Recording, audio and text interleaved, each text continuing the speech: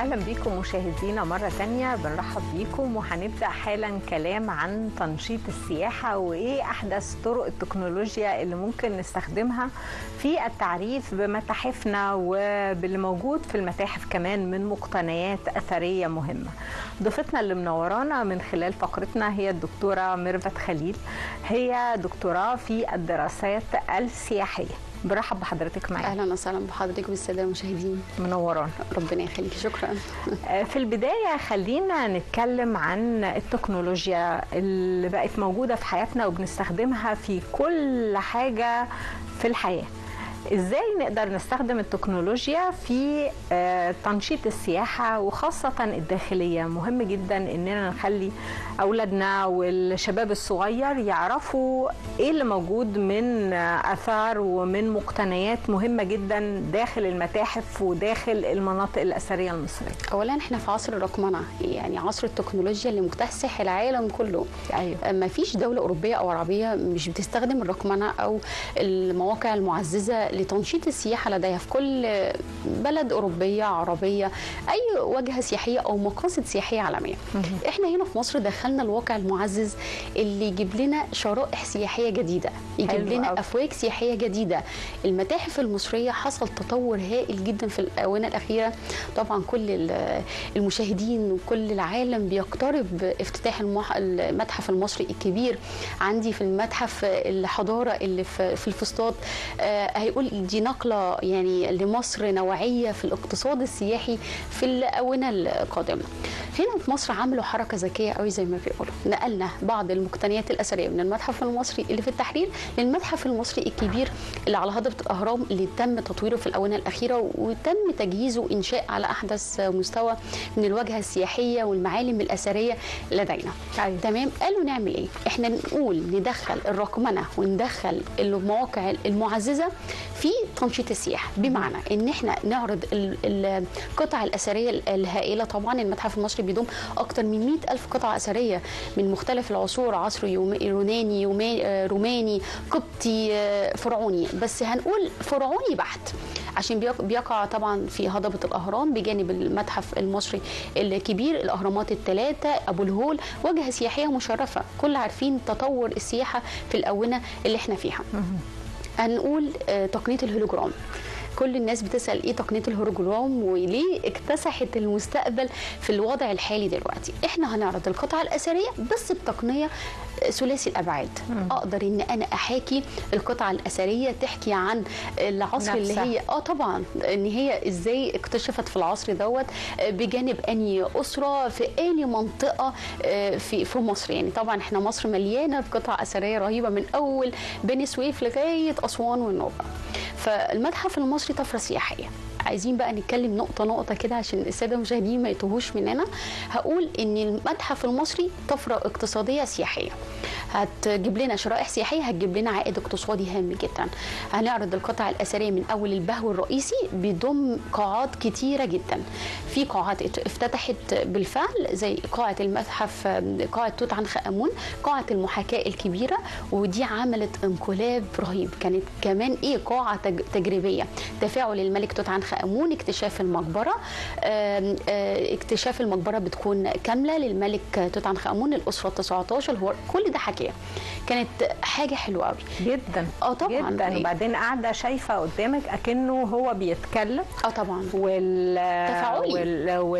والصور قد ايه حقيقية، فانت شايفة أكنك ماشية في المكان برجليكي، أكنك كراسي رغم انها ثابتة لكن حاسة ان انت ماشية حواليكي الكائنات اللي ماشيه حواليكي. انت انا كنت خايفه منها بحقيقه. هي واقع معزز. يعني تجربه السائح ان هو يتفاعل مع العصور القديمه زي العصر الفرعوني، حضاره 7000 سنه فما اكثر. كمان اني انا هقول ان السائح هيعيش تجربه ما عاشهاش بره المتحف المصري الكبير. انا عايزه بقى استقطب سائحين جدد. حصل طفره سياحيه في نقل الموكب الكبير للملك خوفو، مركب الشمس الاله رع، اتون، توحيد طبعا الشمس والاله رع في ايام الملك خوفو طبعا والفراعنه.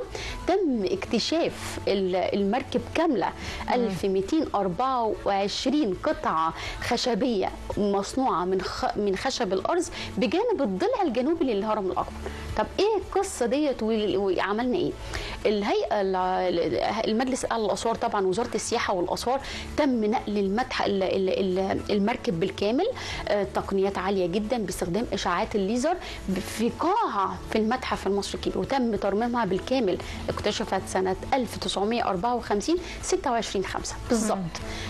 هنعمل ايه للمركب ده؟ يعني المركب هنعمل فيها ايه؟ او ان اقدر ان انا اعرض المركب بالصوره الحيه مع التكنولوجيا الحديثه.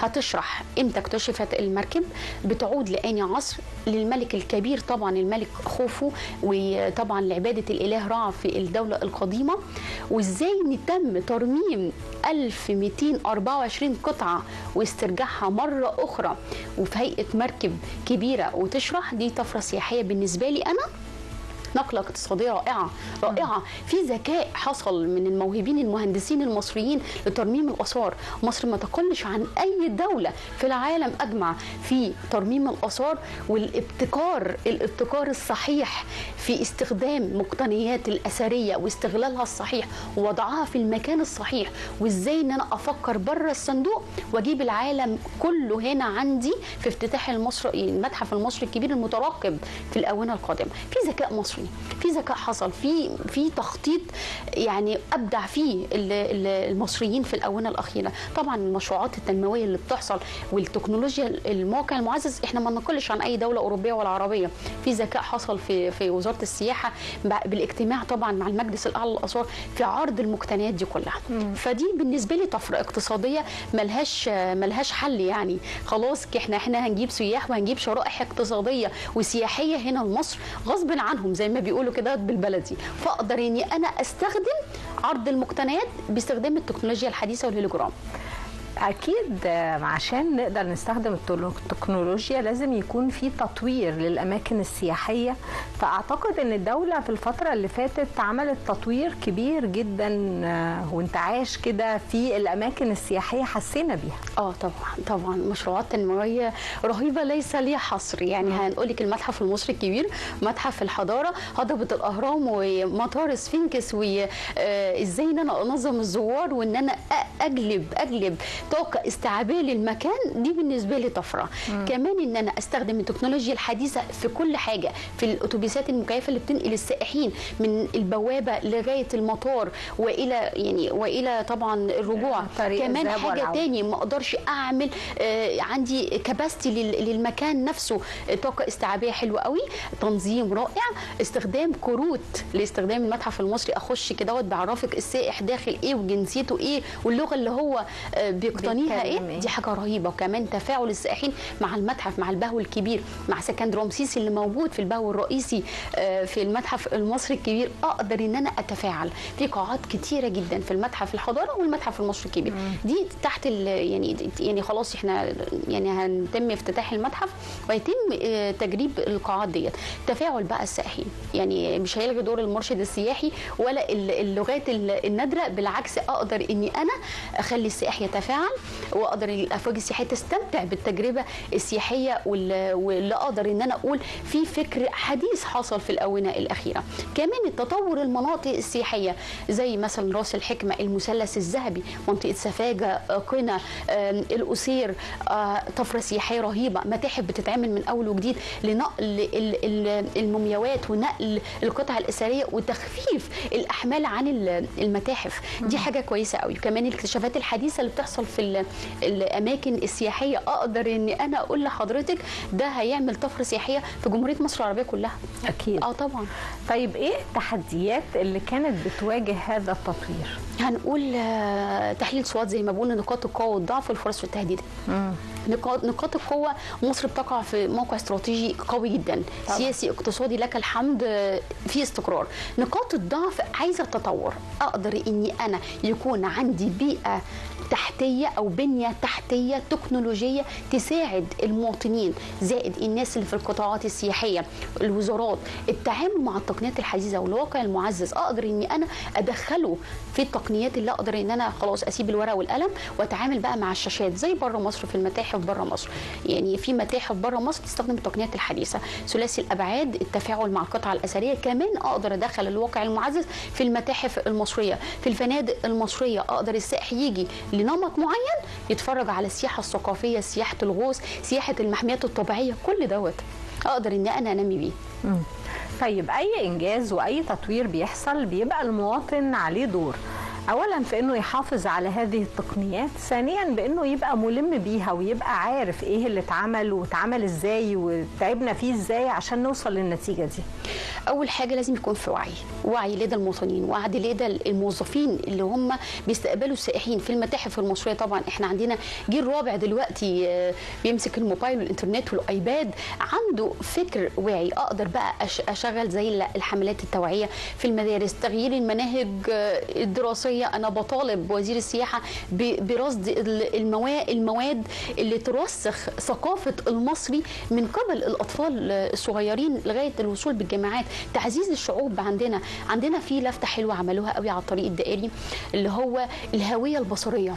اقدر ان انا ماشي رايحه المتحف المصري الكبير وهضبه الاهرام، الاقي كل الملوك الفراعنه من اول الاسره الاولى لغايه الاسره 30 عرض صور حتشبسوت، الملك توت عنخ امون، سيتي الاول، رمسيس الثاني، الثالث، السادس، امنمحتب، امنمحات، كل دوت على الطريق. اقدر ان انا احفظ شكل الملوك. عندنا اماكن سياحيه، المتحف المصري الكبير، كل الصور الهويه على الطريق الدائري المؤدي الى المتحف المصري الكبير. تحسين الهويه البصريه في كل الاماكن السياحيه في مصر. اقدر ان انا داخله مثلا اي مول هنا في مصر ايا كان، الهويه البصريه اعرض مثلا حتشبسوت زي ما موجود في الخط الثالث للمترو، عرض الاماكن السياحيه في شاشات عرض. ايوه يبقى مزبوط. السياح، في سياح ما بيمشوش بتور جايد، ما بيمشوش وسط المجامع، بيحاولوا ان هم يحجزوا البرنامج السياحي لوحده. أيوة فاقدر ان انا اقول له تعالى هنا، عندي الاقصر واسوان، عندي النوبه، عندي اثار النوبه، عندي المتحف المصري الكبير. فكده انا بعمل تنشيط وتوعيه. دي مهمه جدا، تحسين الهويه المصريه لدى السائح ولدى المواطن.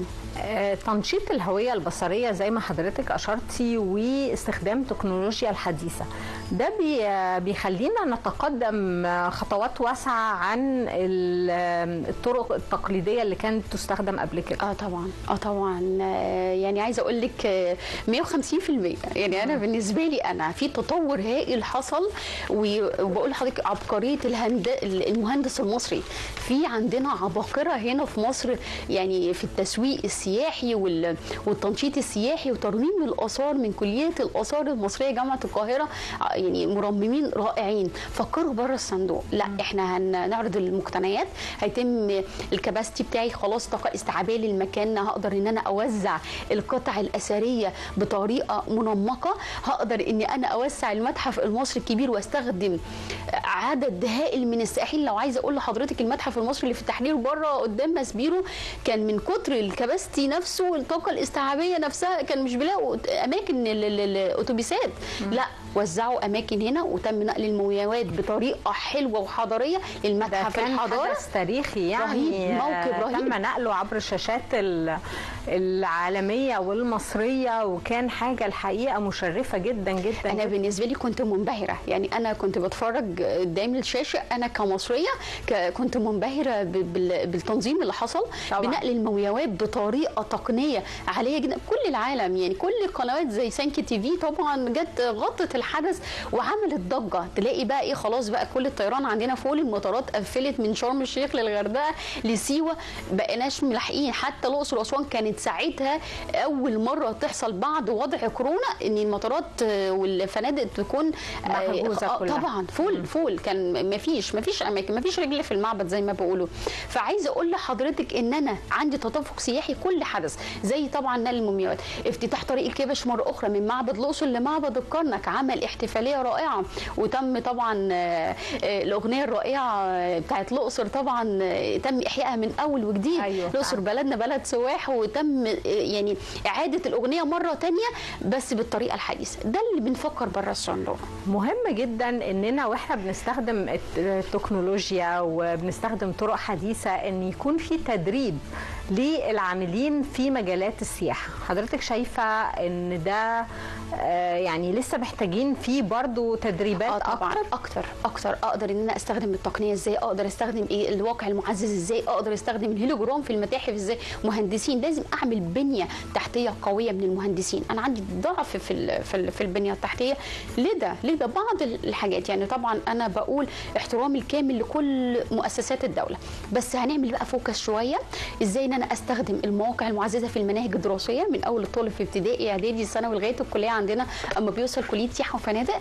تمام، اقدر ازاي ان انا انميه وان هو يفكر بره الصندوق. عرض باوربوينت لبعض المقتنيات، اعمل زي رحلات دوريه للطلاب لدى المدارس وتوعيه لدى المواطنين في شاشات التلفزيون، في القنوات اللي بتتشاهد اكثر مشاهده.